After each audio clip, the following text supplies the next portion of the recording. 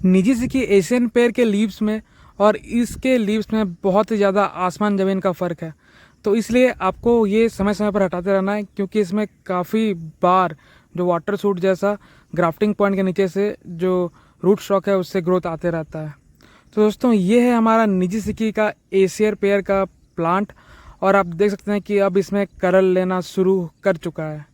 नमस्कार, आदाब, सत श्री अकाल। मैं हूं राहुल बारिक और आप सभी का स्वागत करता हूं आपका अपना YouTube channel amazing farming tech with Rahul में। So a lot to know, a lot to show and a lot to discuss in this video.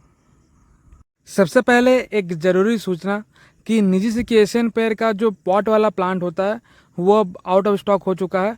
अब जो आप बुकिंग कीजिएगा तो उसका डिलीवरी दिसंबर में मिलेगा। तो चलिए अब निजी सिकी एशियन पेयर का जो फ्रूटिंग अपडेट है वो आपको देते हैं, और इस समय क्या केयर करना चाहिए प्लांट का वो भी बताते हैं। दोस्तों हमारे एरिया में लगभग 10 से 12 दिन हो चुके हैं, लगातार बारिश हो रही है। हमारे आसपास वाले गांव में बाढ़ जैसा हालत है, ठीक है। तो अभी भी बारिश रुकने का कुछ आसार लग नहीं रहा है, अभी और बारिश होगा जैसा लगता है। तो फिर भी आपको बताते हैं कि क्या अपडेट है हमारे प्लांट्स का। तो दोस्तों फ्रूटिंग समय पर या फ्लावरिंग टाइम पर आपको जो फंजीसाइड का स्प्रे लेना ही होगा, क्योंकि अभी बारिश का मौसम चल रहा है, बहुत ज़्यादा बारिश हो रहा है। तो कोशिश करें कि हर हफ्ते में एक बार स्प्रे ले लें फंजीसाइड्स का। और बारिश के महीने में अगर ये पहला फंजीसाइड का स्प्रे होने वाला है तो सबसे पहले आपको यूज़ करना चाहिए सिस्टमैटिक फंजीसाइड्स, ताकि जो भी फंगस आपके एरिया में डेवलप हो रहे हैं वो उसको ख़त्म कर देगा, बिल्कुल अंदर तक जा कर के वो पेनिट्रेट कर सकता है सिस्टमैटिक फंजीसाइड्स, ठीक है।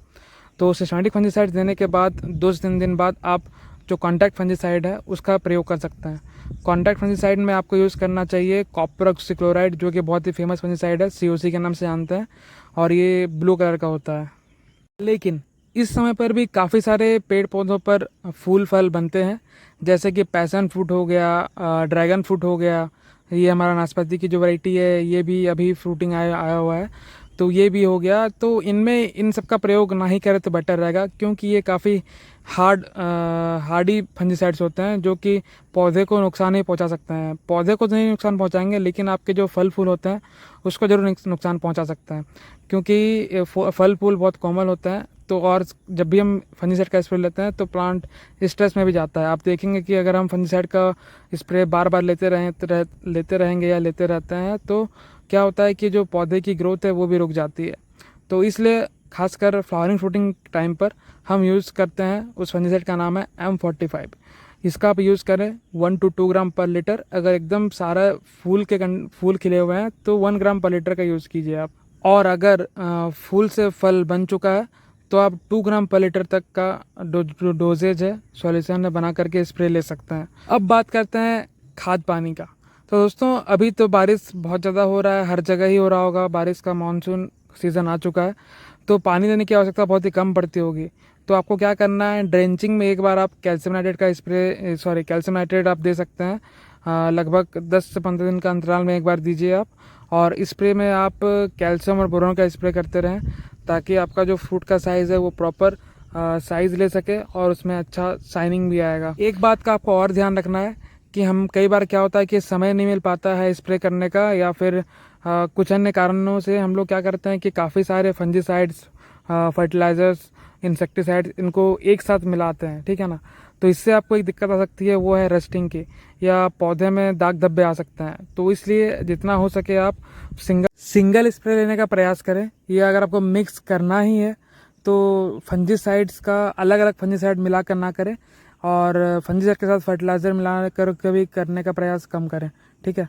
और बारिश का दिन आए तो आप सिर्फ फंजीसाइड ही स्प्रे करें, और फर्टिलाइज़र देना है तो आप रूट से दें, ठीक है, स्प्रे में कम दें।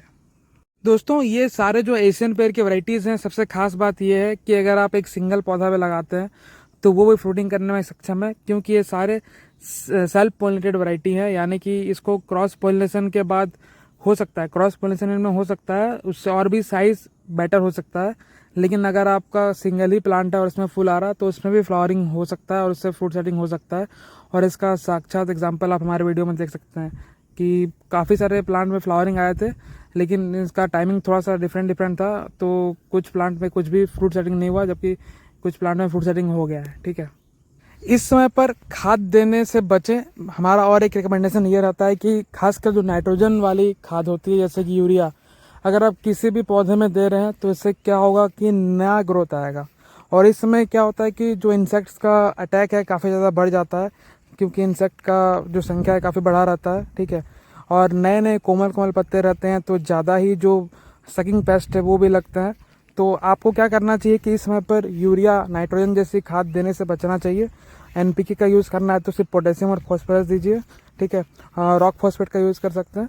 बाकी नाइट्रोजन का खाद बिल्कुल देने से बचें, क्योंकि न्यू शूट आएगा ही आएगा, और जितना ज़्यादा नाइट्रोजन यूरिया के माध्यम से यूज़ करेंगे उतना ही जो उसका ग्रोथ आएगा वो बहुत ही कमज़ोर ग्रोथ बोल सकता है।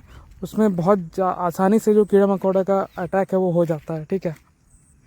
झारखंड में एक बहुत ही फेमस जगह है नेतरहाट, जो कि एक हिल स्टेशन बोल सकते हैं, और वो क्लाइमेट काफ़ी ठंडा रहता है वहाँ पे। तो वहाँ पर ये नाशपाती की वैरायटी काफ़ी ज़्यादा होती है और ये काफ़ी सालों से है। जब हम वहाँ से ये नाशपाती की वैरायटी को कलेक्ट कर रहे थे तो उनको इसकी वैरायटी के बारे में कोई जानकारी नहीं थी, लेकिन हाँ, इसमें फलन बहुत ही अच्छा होता है और इसीलिए हम इस वैरायटी को लेकर के आए हैं, क्योंकि ये बिल्कुल इसमें बहुत ही कम जो इंसेक्ट वगैरह का अटैक होता है बहुत कम होता है। मतलब एक तरीके का बोल सकते हैं कि ये अडेप्ट कर चुका है हमारे क्लाइमेट में, ठीक है। तो देखते हैं इसका रिज़ल्ट क्या रहता है, और जो भी रिज़ल्ट आएगा आपके साथ साझा करेंगे। 1-2 साल में इसमें सैंपल लग जाना चाहिए। और ये ग्राफ्टेड प्लांट नहीं है, ये जस्ट कटिंग प्लांट है। कटिंग को फ्रूटिंग डेवलप करवा करके इसको जो प्लांट है वो तैयार किया गया है। अगर आप में से कोई पत्ते देख करके पहचान पा रहा है कि कौन सा वैरायटी है नाशपाती की, तो आप कमेंट करके हमें बता सकते हैं। तो मिलते हैं कुछ अन्य इन्फॉर्मेटिव जानकारियों के साथ। जय जवान, जय किसान, जय हिंद, धन्यवाद।